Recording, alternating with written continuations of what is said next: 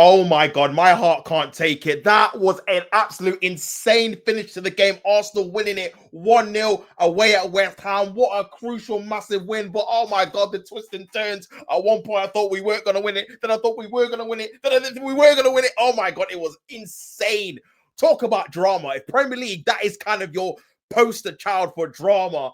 That was it, bro, because everything happened from massive saves to VAR checks to last-minute goals. It was crazy. Before I get into it, make sure you guys like the video and subscribe to the channel. But Arsenal go away to West Ham and win 1-0. Now, let's get into the game. Before I get into the game, big up all the Arsenal players. I've got to big them up. I've got to big up Trossard. Clutch moment. He's not been good in 2026. Now we realize why. Maybe he's not been. Obviously, reports coming out in the news that he's had problems with his, obviously, wife as well. So maybe that was obviously bearing in his professional life, his personal life. But big him up, man. Crucial goal at a crucial moment when we needed it, where it didn't look like the Arsenal team were going to score. Big up him. Big up David Villa, man of the match, man. This guy saved us again. 1v1 with Fernandez. He has to score. But what a save.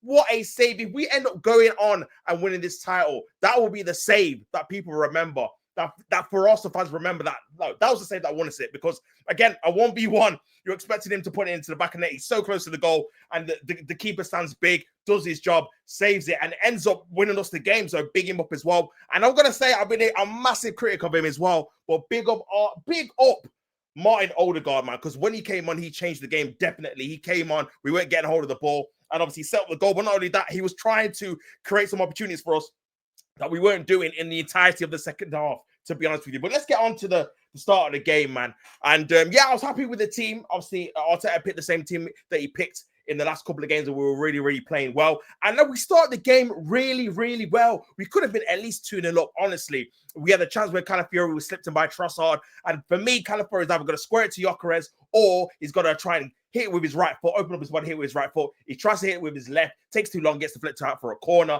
So yeah, that was a massive opportunity. That definitely could have been 1-0 right there. Just a little bit of a different decision-making makes it 1-0, whether pass it to Gyökeres or shoot with his right foot. Then the following corner comes in, and it's a fantastic save by the West Ham goalkeeper, by Trossard, onto the bar, comes back out to Trossard, he heads it again, hits the post, or hits the bar. Like, it was mayhem, man. During that period of time, it looked like we were going to score at least one goal during this period. They managed to scramble it away, West Ham. But again, man, it was a massive opportunity for us to kind of take the lead for another set piece. We then got another set piece again from Declan Rice, whips the ball in. Calafiori heads it back, and Mavropanos clears it off the line, basically, and it scrambled away. And that was another opportunity. Obviously, West Ham not very good at defending set pieces, the worst in the league, I believe, also the best. So you would thought we would get some joy from that, but we were getting a lot of joy.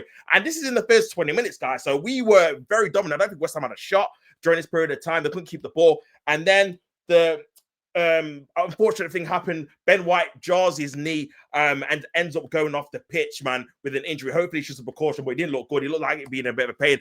And yeah, he comes off. And now this for me is where Mikel Arteta had an absolute howler, absolute mare. I was saying that at the time when the game was going on. He's bringing on Zubimendi. I'm like, what are you doing? Why are you bringing on Zubimendi? Not only to disrupt our midfield, because our midfield balance is very good with Lewis Skelly and Declan Rice. Skelly was punching in balls into the midfield. That's why we were able to get it to Trossard quicker than normal. And obviously, Declan Rice was clearing up in terms of marshalling that back four, as well as obviously the midfield. As soon as we changed, I'm like, bro, you're changing two different positions, but you only have to mess with one. You only have to bring on Mascara on for Ben White, and then the midfield stays the same. But instead, he takes Rice out of midfield to right back, and he's not a right back, and then puts in Zubimendi. And now Lewis Skelly's playing in more of a number 6 role. He's not getting further forward to progress passes. Zubimendi's kind of playing it sideways, and it was a mess after that. We look like the team how we've looked like in the last couple of months, where we don't look like we're going to score, and we look very susceptible to like transitions and overloads because Declan Rice is in the midfield.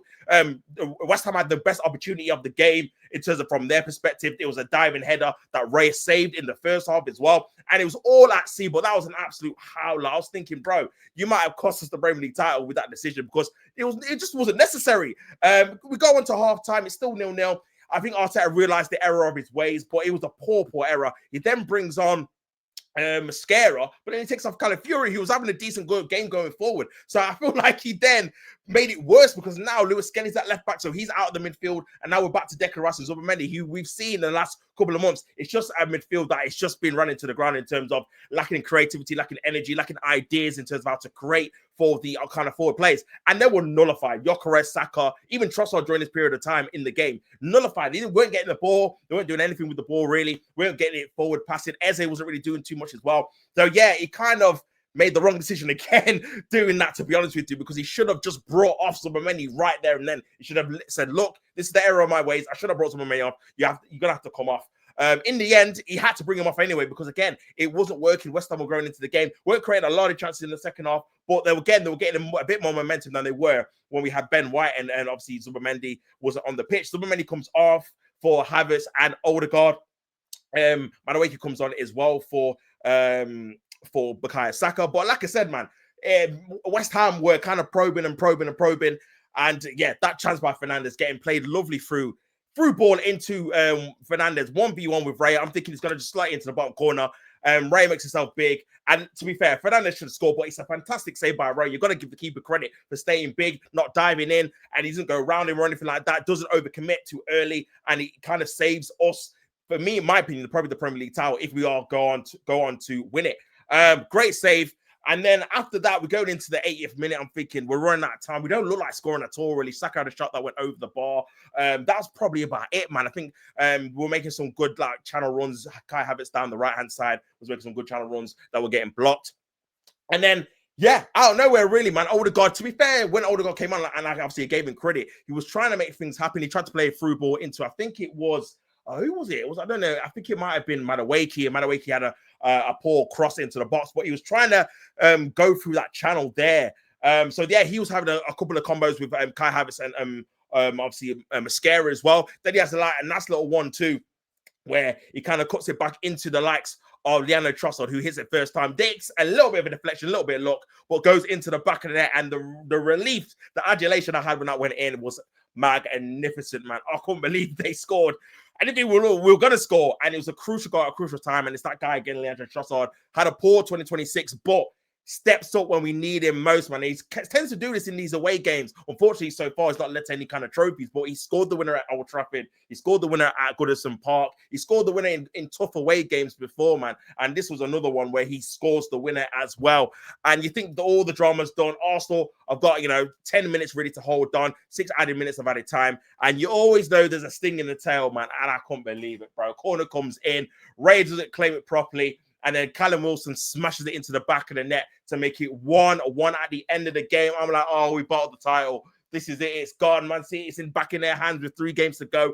I couldn't believe it. But yeah, thank God for VAR and thank God it was used correctly. Because I know people are saying Arsenal have been doing this all season. They've been hiring the goalkeeper, but not at this level. Obviously, David Raya had his shirt pulled and again was being obstructed. Do I say, is it inconsistent? Absolutely. Because again, I'm not going to lie. Some of the Arsenal goals maybe should have been disallowed if not to this extent, because I don't think we've gone to this extent, but there was times in the past where Ben White's been pulling and other guys have been obstructing. So I'm not going to sit here and say it's been consistent, this kind of rule of ruling out a goal. And what a time to do it, because again, it's a crucial time. West Ham need to stay in the division, also trying to win the league. And it took a lot of battle for not only the VAR and the referee to come to the right decision. And I feel like we got a little bit of luck, not because it wasn't the right decision, because I do think it was a foul, because Ray would have got it, because Ray is really, really good at claiming crosses.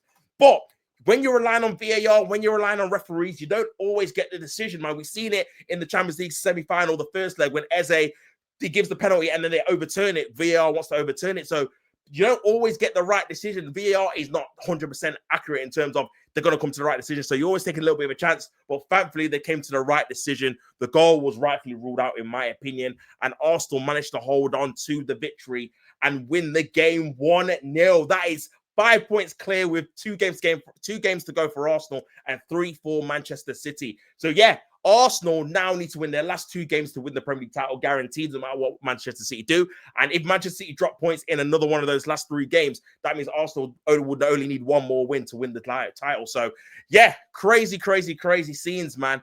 Oh, boy. Oh, man, what a roller coaster of emotions, man. But yeah, like I said, again, I criticize Arteta, and I think he got away with one massively in terms of that whole cock up with Rice and Zubimendi and all that kind of stuff. I feel like that was a massive howler that could have cost us. But credit where it's due, brought on Odegaard, and Odegaard did have a part to play in the goal and did play very well. And that's what happens when you got a little bit strength and depth in terms of squad-wise. You can bring on some good players that maybe are not in form, but they've got a little bit of moment quality to kind of produce something to help Arsenal go over the line and win the game. So credit where it's credit's due, man. But please, Arteta, no more Rice at right-back experiments.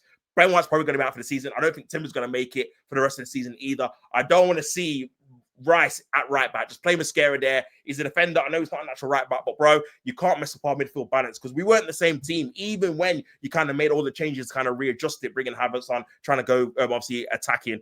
We still didn't really look like the same progressive attacking team we did in the first 22 minutes. So yeah, man. But yeah, congratulations to West Ham. They tried their best. Obviously, only looking up to at least score one of the goals, but Arsenal grind out the result in the end, and fair play to them, man. I've always criticized Arsenal for not having the grit and determination and just winning when we need to win, when it matters, and they have done in this game by hook or by crook, with a little bit of luck, of course.